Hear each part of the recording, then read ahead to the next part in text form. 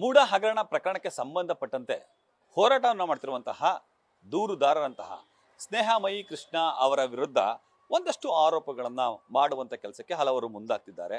ಸ್ನೇಹಮಯಿ ಕೃಷ್ಣ ಅವರಿಗೆ ಹಣ ಎಲ್ಲಿಂದ ಬರ್ತಿದೆ, ಅವರಿಗೆ ನಿಜಕ್ಕೂ ಬಿಜೆಪಿಯವರ ಸಪೋರ್ಟ್ ಇದೆಯಾ, ಹೀಗೆ ಹಲವು ಪ್ರಶ್ನೆಗಳು ಹಲವರ ಮನದಲ್ಲಿದೆ.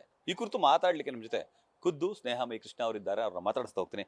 ಸರ್, ಮೂಡ ಹಗರಣ ಪ್ರಕರಣಕ್ಕೆ ಸಂಬಂಧಪಟ್ಟಂತೆ ನೀವು ಹೋರಾಟ ಮಾಡ್ತಿರೋದು ಬಿಜೆಪಿಯವರ ಸಪೋರ್ಟ್ ಇಂದ ಅಂತ. ಸರ್, ನಾನು ಪ್ರಾರಂಭದಲ್ಲಿ ಹೇಳ್ತೀನಿ, ಯಾವುದೇ ಪಕ್ಷದ ಪರವಾಗಲಿ ಅಥವಾ ಯಾವುದೇ ಪಕ್ಷದ ವಿರುದ್ಧವಾಗಲಿ ನಾವು ಹೋರಾಟ ಮಾಡ್ತಿಲ್ಲ.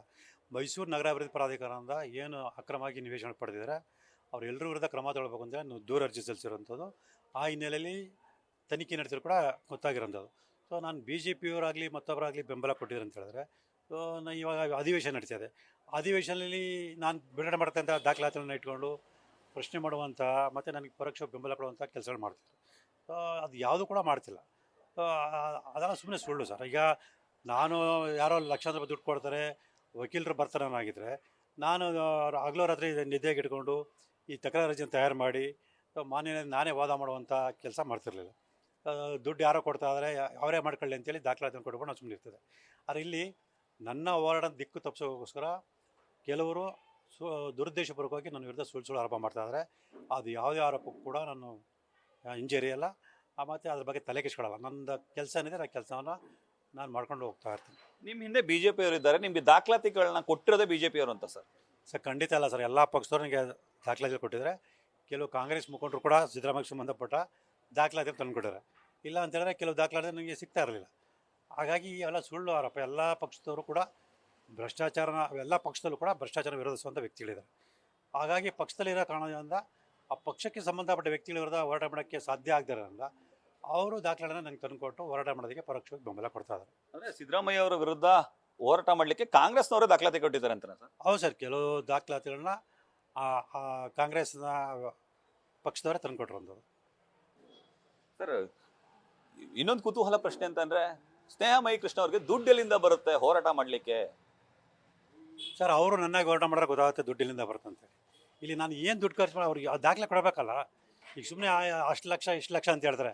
ಅಷ್ಟು ಲಕ್ಷಗಳನ್ನ ನಾನು ಕೊಡ್ತಾ ಇದ್ದೀನಿ ಅನ್ನೋದಕ್ಕೆ ದಾಖಲಾತಿಗಳೇನೋ ಬಿಡುಗಡೆ ಮಾಡಿದ್ರೆ ಏನು ಸುಮ್ಮನೆ ಬಾಯಲ್ಲಿ ಹೇಳ್ತಾರೆ, ಅದಕ್ಕೆಲ್ಲ ತಲೆ ಕೆಡಿಸ್ಕೊಳ್ಳೋಲ್ಲ. ಅವರು ನನ್ನ ಹೋರಾಟವನ್ನು ದಿಕ್ಕು ತಪ್ಪಿಸೋ ಉದ್ದೇಶದಿಂದ ಸುಳ್ಳು ಆರೋಪ ಮಾಡ್ತಾಯಿದ್ದಾರೆ. ಹಾಗಾಗಿ ಅವ್ರು ಏನೇ ಸುಳ್ಳು ಆರೋಪ ಮಾಡಿದ್ರು ಕೂಡ ನಾನು ಹೋರಾಟ ನಿಲ್ಲಿಸಲ್ಲ, ಮುಂದುವರ್ಸ್ಕೊಂಡು ಹೋಗ್ತೇನೆ. ನಾನು ಆರೋಪ ಸಾಬೀತುಪಡಿಸ್ತೀನಿ ಅನ್ನೋದು ಸದಸ್ಯ. ದೆಹಲಿಯಿಂದ ವಕೀಲರನ್ನ ಕರೆಸ್ತಾರೆ, ಲಕ್ಷ ಹಣ ಖರ್ಚು ಮಾಡ್ತಾರೆ ಸರ್. ಅದನ್ನೇ ಹೇಳ್ತೀನಿ ಸರ್, ಅವರು ಸ್ವಯಂ ಪ್ರೇರಿತ ಬರ್ತಾರೆ. ಈಗ ನಾನು ಲಕ್ಷಾಂತರ ರೂಪಾಯಿ ಕೊಟ್ಟು ಒಬ್ಬ ವಕೀಲರ ನೇಮಕ ಮಾಡಾಕಿದ್ರೆ ಒಬ್ಬ ವಕೀಲರೇ ನನಗೆ ಎಲ್ಲ ಪ್ರಕರಣದಲ್ಲಿ ಭಾಗಿಯಾಗ್ತಾರೆ. ಆದರೆ ನೀವು ಗಲಿಸಿದ್ರೆ ಒಂದೊಂದು ಪ್ರಕರಣಕ್ಕೆ ಒಬ್ಬ ವಕೀಲರುಗಳು ಬರ್ತಾರೆ. ಆಯಾ ಸಂದರ್ಭಕ್ಕೆ ತಕ್ಕಾಗೆ ನನಗೆ ಯಾರು ಬೆಂಬಲ ಕೊಡೋದಕ್ಕೆ ಇಷ್ಟಪಟ್ಟು ಬರ್ತಾರೆ ಅವ್ರು ಬಂದು ವಾದ ಮಾಡ್ತಾರೆ ಹೊರತು ನಾನು ಯಾವುದೇ ಒಬ್ಬ ವಕೀಲರಿಗೆ ದುಡ್ಡು ಕೊಟ್ಟು ನೇಮಕ ಮಾಡ್ಕೊಂಡಿಲ್ಲ. ಆ ರೀತಿ ನೇಮಕ ಮಾಡ್ಕೊಂಡಿದ್ರೆ ನನ್ನ ಪ್ರತಿಯೊಂದು ಪ್ರಕರಣದಲ್ಲೂ ಕೂಡ ಒಬ್ಬ ವಕೀಲರೇ ವಾದವನ್ನು ಮಂಡನೆ ಮಾಡ್ತಿದ್ದೆ. ಮತ್ತು ಈಗಲೂ ಕೂಡ ನಾನು ಇಷ್ಟೆಲ್ಲ ಕಷ್ಟಪಟ್ಟು 11,000 ಚಿಲ್ಲರೆ ದಾಖಲೆಗಳನ್ನ ನಾನೇ ಪರಿಶೀಲನೆ ಮಾಡಿ ನಾನೇ ತಕರಾರು ಅರ್ಜಿನ ತಯಾರು ಮಾಡಿ ಮಾನ್ಯ ನ್ಯಾಯಾಲಯಕ್ಕೆ ಸಲ್ಲಿಸ್ತಾರಲ್ಲ, ಅಲ್ಲ ಸುಳ್ಳು ಆರೋಪಗಳು ಸರ್. ಈಗ ವಕೀಲರಲ್ಲೂ ಕೂಡ ಸಾಮಾಜಿಕ ಕಳಕಳಿ ಇರೋ ಸಾಕಷ್ಟು ವ್ಯಕ್ತಿಗಳಿದ್ದಾರೆ. ಕೆಲವು ಸಂದರ್ಭಗಳಲ್ಲಿ ಕೆಲವು ಪ್ರಕರಣಗಳಲ್ಲಿ ಅವರು ಉಚಿತವಾಗಿ ವಾದವನ್ನು ಮಂಡನೆ ಮಾಡೋದು ಸಾಕಷ್ಟು ಉದಾಹರಣೆಗಳಿದೆ. ಹಾಗಾಗಿ ಇವರು ಆರೋಪ ಮಾಡಿದ ತಕ್ಷಣ ಆರೋಪಗಳೆಲ್ಲ ಸುಳ್ಳು ನಿಜ. ಹಿಂದೆ ಇರೋ ಶಕ್ತಿ ಯಾರು ಸರ್? ಸರ್, ಈ ರಾಜ್ಯ ಜನತೆ ಸರ್. ಈ ಇಡೀ ರಾಜ್ಯ ಜನತೆಯ ಬೆಂಬಲ ನನಗಿದೆ. ಅವರ ಒಂದು ಪ್ರತ್ಯಕ್ಷ ಪರೋಕ್ಷ ಬೆಂಬಲ ಅಂದರೆ ನಾನು ಹೋರಾಟ ಮಾಡ್ತಾ ಇದ್ದೀನಿ.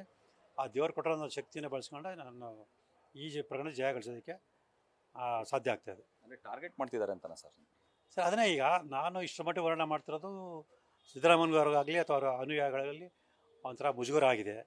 ಒಬ್ಬ ಮುಖ್ಯಮಂತ್ರಿ ವಿರುದ್ಧ ಸಾಮಾನ್ಯ ವ್ಯಕ್ತಿ ಇಷ್ಟರ ಮಟ್ಟಿಗೆ ಹೋರಾಟ ಮಾಡಿದೆ ಅಂತೇಳಿ.